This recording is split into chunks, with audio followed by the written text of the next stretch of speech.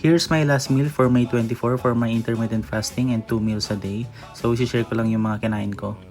So, para sa aking carbs and fiber, meron ako ditong toasted wheat bread with peanut butter and potato wedges na in-air fry ko din. Nilaga ko muna yan bago ko i-air fry. Tapos, may naluto pa naman akong isda kahapon, yung kanduli. Sinarsyado ko na lang para tipid. And mas madaling lutuin lang. Ayan lang siya. Tapos nadurog pa kanina kasi na-overcook na ata or na-steam na masyado. So okay lang naman yan. Hindi na ako nagkanin kasi ang pinakanin ko dyan is yung patatas. Tapos feeling ko makukulang yung protein ko. So nag-add ako ng supplementary. Ang gamit ko sa whey protein is Optimum Nutrition. Tapos nag-add ako dito ng creatine monohydrate. Ang gamit ko ay pure form. Ayan. 5 grams lang po yan. Tapos tinimpla ko na. Yan na yung supplementary ko para hindi ako magutom until bukas na nag-fasting ako.